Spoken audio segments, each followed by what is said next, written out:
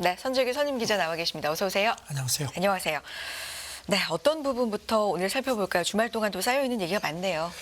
네, 아무래도 뭐 전쟁 얘기를 네. 좀 드려야 될 것 같습니다. 중동이 글쎄 참 이 수습이 어렵네요. 미국하고 유럽연합 외교 책임자들이 또 가서 확전을 좀 이렇게 자제하도록 호조를 했는데 뭐 전혀 그런 기미가 지금 아직은 보이지 않습니다. 네. 이스라엘하고 그 레바논에 거점을 둔 그 친이란 그 무장정파 헤즈볼라가 또 서로 공격을 주고받았고요. 헤즈볼라가 또 뭐 그 이스라엘 쪽에다가 미사일을 한 60발 이상을 쐈습니다. 이런 가운데 또 그 가자지구 남쪽에 있는 그 팔레스타인 적 신월사가 운영하는 병원이 5일째 공격을 받아가지고 병원이 무너진 모양입니다. 네. 이 와중에 이란이 전면전 뭐 위협도 하고 물론 뭐 전에도 계속 경고를 했지만 어쨌든 지금 그 중동 그 경고 수위가 더 올라가 있는 상태입니다. 근데 연쇄 해동을 갖고 확전 방지를 강조하고 여러 가지 뭐 노력이 있음에도 불구하고 확전 흐름이 계속되고 있는 거잖아요. 그 이달 초에 네. 그 레바논 수도고 베이루트 그 외곽에 있는 그 하마스 거점이 이스라엘 공격을 받았거든요. 그래가지고 하마스 정치국 2인자를 비롯한 몇 사람이 죽었는데 여기 대해서 이제 헤즈볼라도 그렇고 이란도 그렇고 보복하겠다고 했는데 이번에 그 미사일 쏜 게 그런 그 보복이고 이거를 그 헤즈볼라 쪽은 뭐 초기 보복이라고까지 선언을 했습니다. 네. 그 물론 이스라엘도 즉각 반격을 했고요. 그 브링컨 장관도 또 중동에 갔습니다. 그래가지고 터키하고 그리스 방문해서 확전 방지에 집중하고 있다. 네. 그러면서 진짜 걱정이 레바논하고 이스라엘 국경에서 더 뭔가 터지지 않기를 바란다고 했고요. 그 다음에 그 유럽연합 외교안보 고위 대표도 레바논에 갔습니다. 그래가지고 레바논이 이 분쟁에 휘말리는 걸 절대로 피해야 한다. 그러면서 외교 채널을 열려 있다. 그리고 전쟁에서는 어떤 승자도 없다고 거듭 강조를 했습니다. 네. 지금 걱정인 게 이란이 전면전을 경고하고 나섰기 때문에 이 부분도 상당히 걱정이 되는 우려스러운 네. 부분입니다. 그 네. 이슬람 혁명수비대 사령관이 그 지난 토요일에 그 적하고 전면전을 마주하고 있다. 어디서든지 국익을 수호하겠다. 그러면서 뭐 적군이 우리 지역에서 더 멀리 가도록 하겠다고 했는데 적이 누군지는 명시하지 않았는데요. 이게 이제 지금 예멘 그 친이란 후티 반군이 지금 홍해에서 계속 그 민간 선박을 공격해서 미국이 이제 다국적 그 수호 함대를 주도하고 있는데 그거를 겨냥한 것 같습니다. 네. 이스라엘도 전투 의지를 재확인했다는 소식 전해지고 있는데 구체적으로 어떤 얘기를 했습니까? 이스라엘군 대변인이 그 가자지구 북부에서 하마스 해체를 완료했고 이제는 네. 가자지구 남부 중부에 하마스 해제에 초점을 맞추고 있다. 그러면서 전투가 올해 내내 계속될 거다 이렇게 또 강조를 했습니다. 네. 네타냐후도 그동안에 얘기했던 그 하마스 제거, 인질 전원 성환, 이스라엘 향한 위협 제거라는 세 가지 목표 달성할 때까지 전쟁 계속한다. 뭐 그런 얘기를 했고요. 아까 말씀드린 그 병원 계속 폭격하고 또 저는 뭐 또 주말에도 엄청난 사망자가 발생해서 지금 그 전쟁 시작되고 나서 가자지구 사망자가 거의 2만 3천 명까지 지금 접근한 걸로 그렇게 집계가 됐습니다. 이 와중에 그 워싱턴 포스트가 분석을 했는데 네. 네타냐후가 이렇게 계속 강공을 하는 게 지금 정치적으로 굉장히 위기에 몰려 있거든요.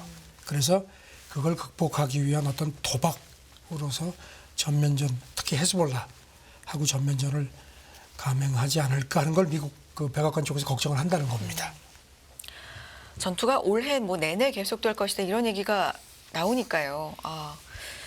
전쟁이 또 장기화되나라는 우려가 많은 상황입니다. 다음 얘기 해볼게요. 관련된 얘기인데 서방과 러시아가 또 우크라이나에 대한 무기 지원을 놓고 내탓 기싸움을 본격화했다. 우크라이나 전쟁 얘기네요.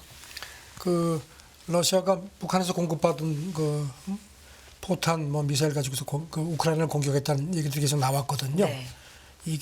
이걸 가지고 또 기싸움들을 많이 합니다. 여기 대해서 그 영국 국방장관이 그 지난 금요일 그 옛 트위터 X에 글을 올렸습니다. 그러면서 전 세계가 그 러시아의 등을 돌려가지고 푸틴이 북한에 도움을 요청할 수밖에 없었다. 그러면서 그게 이제 안보리 위반이라고 했고요. 네. 그래서 북한이 그런 대가를 치르게 될 거라고 경고를 했는데 여기 대해서 러시아 외무부 대변인이 아주 그냥 감정적으로 받아쳤습니다.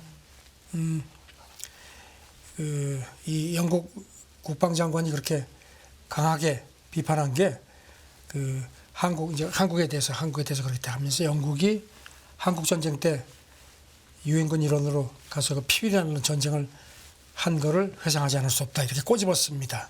그러면서 영국이 무슨 뭐 어쩌고 저쩌고 하는데 역사상 가장 큰 식민 제국을 운영하지 않았느냐. 그러면서 그런 뭐 범죄 역사 기록도 있다. 그러면서 영국도 안보리 결의를 여러 차례 위반했다고 하면서 뭐 이라크 침공, 그다음에 뭐 그 유고슬라비아 침공에 참여했던 거, 그다음에 뭐 이런 아프간 뭐 폭격 같은 걸 얘기를 했습니다. 그러면서 지금은 우크라이나에 무기를 제공한다 이렇게 또 받아쳤습니다. 네. 우리나라에 대한 언급도 나오고요. 과정에서. 미국과 우크라이나, 러시아가 최근 북한에서 제공받은 탄도미사일을 우크라이나 공격에 사용했다. 이런 얘기했네요. 그 러시아 외무부 대변인이 그 작년 10월 같은 경우는 러시아하고 북한 간 그 무기 거래에 대한 그 서방 주장에 대해서 근거 없다고 일축을 했었는데요. 이번에는 텔레그램에 성명을 냈는데 그 북한에서 받은 미사일을 사용했는지 여부는 직접 언급을 하지 않았습니다. 조금 좀 묘한 뉘앙스를 풍겼는데요. 네. 그러면서 그 계속 반박을 하는 상황이고요.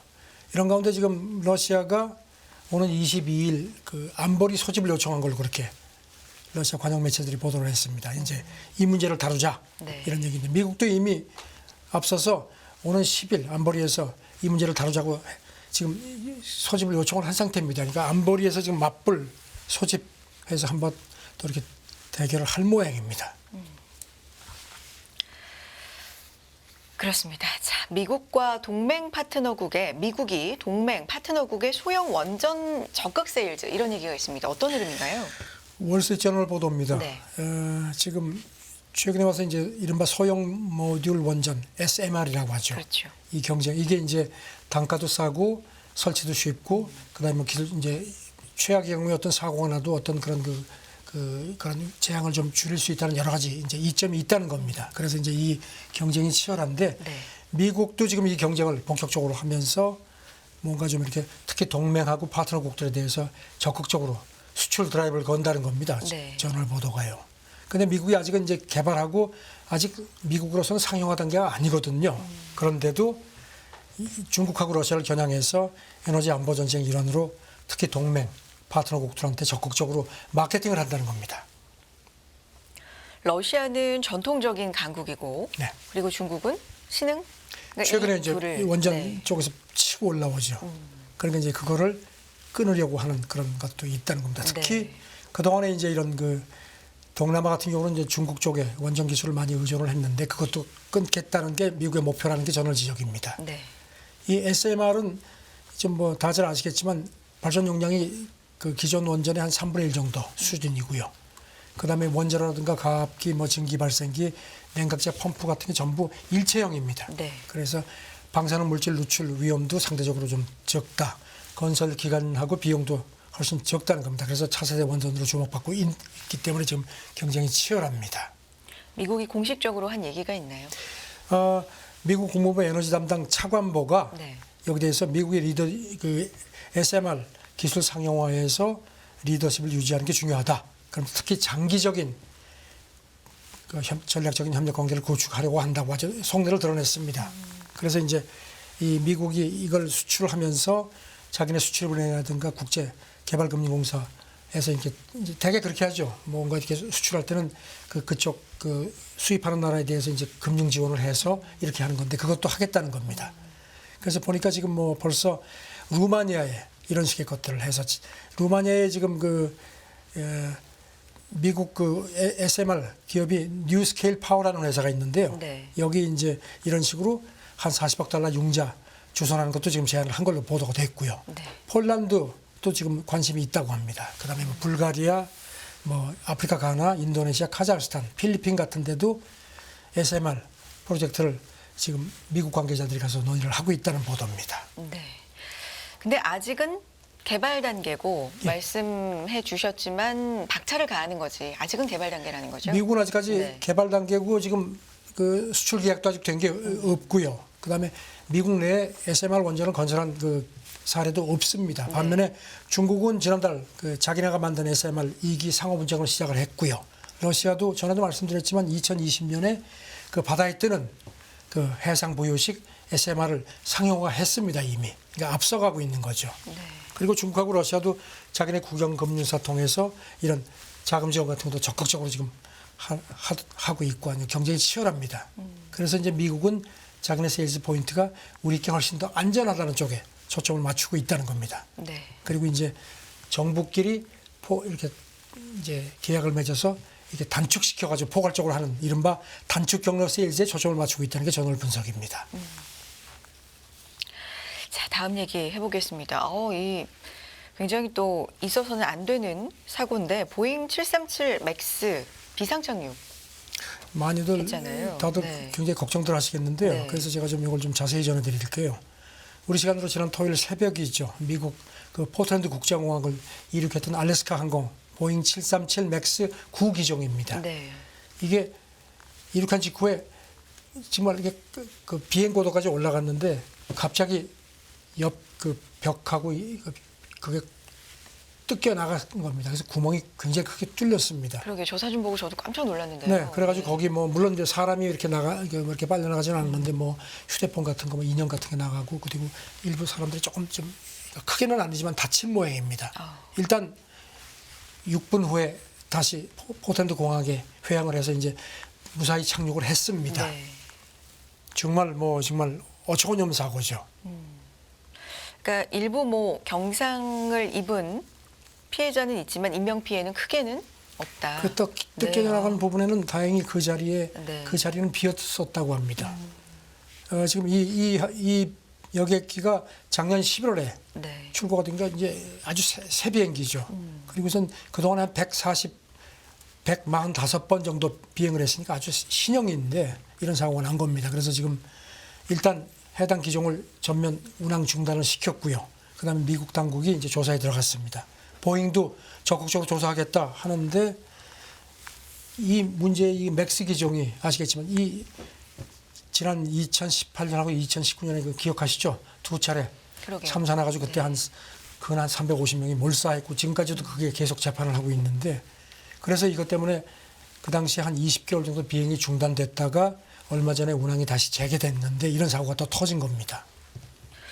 그러니까요. 과거에 이런 이력과 가슴 아픈 이 일들이 있었기 때문에 가슴을 좀 쓸어내리게 되는데 이게 뭐 원인이 아직은 안 밝혀진 건가요? 예, 지금 이제 조사가 들어갔다는 거고요. 전 세계에 지금 이 해당 사고 기종이 215대가 운행을 하고 있다고 합니다. 그런데 우리 국토부 얘기에서는 어제 나온 걸 보면 우리 항공사들은 이 해당 사고 기종을 갖고 있지 않다고 합니다. 네. 지금 블룸버그가 오늘 새벽에 보던 걸 보니까 물론 이건 이제 조심스러운데 어떤 설계상의 어떤 근본적인 문제보다는 어떤 제조상에 뭔가 문제가 있었던 것 같다는 식으로 조심스럽게 전망을 했습니다. 지난달에도 그 방향타에서 나사가 좀 이게 좀 허술하고 이런 게 또 나온 적이 있다고 합니다. 저는 지금 조사에 착수를 했다고 하니까 좀 지켜봐야 될 것 같습니다. 그러게요. 자, 다음 얘기는요. 새해 첫 주부터 지구촌 곳곳에서 기상이변이 속출했다고 하는데 어떤 일들이 있었나요? 계속 어두운 얘기만 자꾸 전해드리네요. 유럽이 네. 서유럽은 지금 겨울인데요. 막 물난리가 났습니다. 그래가지고 영국은 지금 보니까 뭐 막 홍수경보가 내려가지고 지금 오늘 새벽에도 그 BBC를 보니까 뭐 막 그냥 물이 그냥 도로가 막 그냥 물에 덮이고 막 이런 것들이 나왔고요. 반면에 또 동유럽, 북유럽 쪽은 25년 사이에 최악의 한파. 수온주가 무슨 노르웨이 같은 경우는 뭐 영하 43.8도까지 1월 날씨로는 뭐 한 25년 사이에 가장 추웠다고 하는데 북유럽은 한 며칠 더 혹한이 이어질 것 같다고 합니다. 프랑스도 그렇고 뭐 독일도 그렇고 지금 뭐 엄청난 비 때문에 그래서 지금 프랑스 그 기상청 관계자는 여름에는 막 산불 같은 게 나고 겨울에 이런 홍수가 오는 이런 기상이변 때문에 이런 것이 자꾸 되풀이될 것 같다. 네. 얘기를 하는데 뭐 몇 차례 말씀드리지만 여러 번 말씀드리지만 결국은 기상이변 더 가서는 기후위기 탓입니다. 네. 프랑스도 홍수로 이미 좀 큰 피해를 봤는데 다시 새해부터 또 물에 잠기는 지역들이 있고요. 뭐 새해부터 기상이변이 이렇게 속출하고 있는데 올해 이런 일이 더는 좀 없었으면 좋겠습니다. 작년에도 꽤 많았잖아요. 영국이 네. 이맘때가 비가 내리는 게 그렇게 뭐 아주 이례적인 건 아닌데요. 문제는 너무나 불안정하고 폭풍 같은 게 막 특히 남부 지역을 강타해가지고 이렇게 엄청난 비가 왔다는 겁니다. 네. 그래서 이제 이게 어떤 기후 위기라는 탓이라는 거고요. 다음 얘기 해보겠습니다. 프란치스코 교황 얘기인데 지난달 동성 커플에 대한 카톨릭 사제 축복을 허용한 것을 두고 뭐 여러 가지 얘기가 좀 있나 봅니다. 스토리 좀 얘기해 주시겠어요? 네, 그래서 카톨릭 네. 교회 내의 그 보수 세력, 보수파들이 아주 강하게 반발했고 네. 특히 아프리카 주교들이 굉장히 반발합니다. 지금 아프리카 같은 경우는요, 그 전체 한 50여 개 국가 가운데 절반 이상의 국가가 동성애를 범죄 취급합니다. 그래가지고 어떤 나라는 사형까지 처하거든요. 그래서 아프리카 쪽 반발이 엄청나게 거세고 하니까 네. 그 교황이 현지 시각 지난 토요일이 이른바 공연 대축일, 이게 뭔가 하면 이제 동방 박사들이 아기 예수를 만나러 베들레헴을 찾은 걸 기념하는 축일입니다. 그 미사에서 좀 이렇게 아주 준엄하게 꾸짖었습니다. 사제가 이렇게 교회 권위에 집착해서는 안 된다. 그러면서 교리가 아닌 가난 구제에 집중해 달라고 아주 일침을 가했습니다. 그러면서 가난하고 어려운 사람의 얼굴에서 신을 찾아라 이렇게 당부를 했습니다. 네. 지난주에 뭐 바티칸 관영 매체 바티칸 뉴스 보도에 따르면 뭐 성명이 또 있었나 봅니다. 그 지난달 18일이죠. 네. 바티칸 그 신앙 교리부가 그 선언문을 발표를 했는데요. 동성애자들이 요청을 하면은 사제가 축복할 수 있다 이렇게 얘기를 했습니다. 이게 이제 교황 승인을 받아가지고 이렇게 선언문을 공개를 한 거거든요. 사실 교황청은 지난 몇 세기 동안 결혼은 반드시 남녀간에 해야 된다는 입장이었고, 그래서 동성결혼을 반대해왔고 2021년까지만 해도 그 동성결합이 이성 간 결혼만 인정하는 교리를 훼손하는 거기 때문에 축복할 수 없다고 했었는데 이게 한 2년 만에 이제 뒤집어진 겁니다. 네. 근데 이제 워낙 이렇게 반발이 크니까 지금 그 신앙교리가 지난주에 성명도 냈었습니다. 뭐라 그랬냐면은 동성 커플의 축복이 그들이 모든 행동을 정당화하거나 그들이 영위하는 삶을 지지하는 건 아니다. 하지만 이런 걸 이단시하거나 이렇게 신성 모독으로 간주하는 것도 안 된다. 그러니까 이게 좀 끌어안으라는 식으로 좀 이렇게 해명을 했는데도 강하게 반발을 하니까 이제 이렇게 교황이 미사에서 또 강하게 이렇게 좀 질책을 한 겁니다. 네. 저는 뭐 지금 이렇게 지금 교황청이 이렇게 동성 커플 축복 입장을 취하고 나서 지금 뭐 이렇게 반발이 워낙 일부 그 아프리카 주교들은 교황청에서 지침이 내려왔지만 우리는 지키지 않겠다 막 이렇게까지 반발을 했거든요. 그러니까 굉장히 이게 지금 가톨릭 교회 내에 엄청난 그 혼란을 일으키고 있다는 그걸 보여준다는 또 지적도 나옵니다. 네. 이게 뭐 짧게 끝날 일이 아니라 계속해서 이야기들이 좀 오고 가고 논란이 좀 있을 만한. 네. 프란치스코 교황이 굉장히 어떤 그 교회 내의 그 혁신적인 그런 것들을 많이 하고 해서 그 특히 그 보수파 쪽에서 반발이 많죠. 지켜보겠고요. 다음 얘기 해보겠습니다. 생성형 AI, 뭐 챗 GPT가 대표적인데 그 활용으로 3년 안에 기업 마케팅 업무의 한 3분의 1이 자동화될 것이다. 이런 관측이 나왔네요. 그동안에 그 생성형 AI 때문에 이제 많은 특히 전문직들이 이렇게 많이 일자리가 대체될 거라는 그런 얘기들이 많았는데 네. 그 글로벌 시장 조사 업체죠. IDC. 여기는 그래도 이 부분에서 상당히 권위를 인정받죠. 이 보고서가 나와서 외신이 이걸 어제 전했습니다. 네. 조사를 해봤는데요. 일본을 빼고 아시아 태평양 기업 최고 마케팅 책임자 CMO 한 2,000명 이상을 대상으로 조사를 해봤는데 2027년까지 그 통상적인 그 마케팅 업무의 한 30%가 이 생성형 AI에 의해서 대체될 것 같다는 겁니다. 그러니까 이제 주로 이렇게 어떤 업무들인가 하면 이제 검색 엔진 뭐 최적화라든가 콘텐츠 최적화, 고객 데이터 분석, 시장 이렇게 뭐 분석이라든가 그 잠재 고객 이렇게 평가하는 거 네. 이런 것들이 이제 생성형 챗 GPT 같은 거에 의해서 이제 대체가 될 거다 이런 얘기를 했고요. 그리고 이제 여기 또 보고서에서 특히 주목되는 게요. 소비자에게도 상당한 영향을 줄 거다. 그러니까 소비자에게 훨씬 편의를 제공하는 가능성이 커졌다는 겁니다. 네. 지금 조사에 이제 조사에서 그 아시아 태평양 지역의 그 상위 2,000개 기업 이제 체크를 해보니까 2028년까지 AI하고 데이터를 활용해서 이른바 구매자 여정, 이게 뭔가 하면 이제 구매자가 제품을 인지하고 고민을 해서 구매할 때까지 결정 단계 한 30%를 자동화할 수 있을 거라고 이 보고서가 전망했습니다. 그러면서 이제 저는 이게 상당히 주목이 되는데요. 네. 소비자의 절반 이상이 2026년까지 지금은 이제 뭘 살려면 뭐 아마존에 들어가거나 뭐 이런 식으로 해가지고 이제 그런 걸 검색하고 해서 네. 그런 절차를 걷는데 그게 필요 없다는 겁니다. 왜냐하면 모두가 스마트폰을 갖고 있기 때문에 그렇죠. 스마트폰을 통해서 각각의 AI 비서를 한테 뭔가 이렇게 지침을 주면은 이제 챗GPT를 통해서 내가 이런 걸 사고 싶다 그러면 얘가 그런 원하는 저쪽 이제 상품이나 서비스를 가진 쪽에 AI하고 접촉을 해서 내고를 한다는 겁니다. 알아서. 그게 이른바 연대 협력 이제 체제인데 그렇게 하면 이제 그렇게 해서 가장 좋은 조건으로 해가지고 이제 주인님한테 이렇게 됐습니다 하면 오케이 해가지고 모든 게 다 이루어진다는 겁니다. 그러니까 이렇게 되면 이제 무슨 중간에 무슨 뭐 이런 그 대기업들이라든가 이런 그 필요가 없는 거죠. 그러니까 아마존 같은 데는 이제 이게 되면 이제 아마존도 변신을 안 할 수가 없는 겁니다. 그렇기 때문에 이제 지금의 마케팅 업무를 하는 인력들은 그러면 일자리를 놓치느냐 그건 아니라는 겁니다.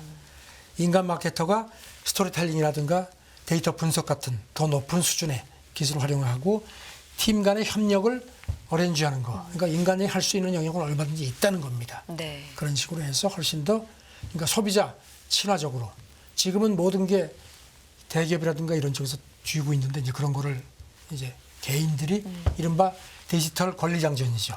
그러니까 그런 쪽으로 간다. 이게 소비자들한테는 상당히 반가운 거라고 저는 생각을 합니다. 소비자의 니즈와 기업의 뭐 여러 가지 상황들 이런 그렇죠. 것들을 직거래가 되는 거죠. AI끼리 딜을 해서 그렇죠. 네, 연대 협력 체계라고 아까 표현해 왜냐하면 주셨는데 AI 스마트폰 자체가 AI 네. 그게 가능하기 때문에 예전에는 그게 불가능했지만 지금은 모두가 스마트폰을 갖고 있으니까요. 네. 그렇군요. 여기까지 흥미로운 이야기까지 국제뉴스 함께 하셨고요. 선재규 선임 기자와 함께했습니다. 고맙습니다. 네, 감사합니다.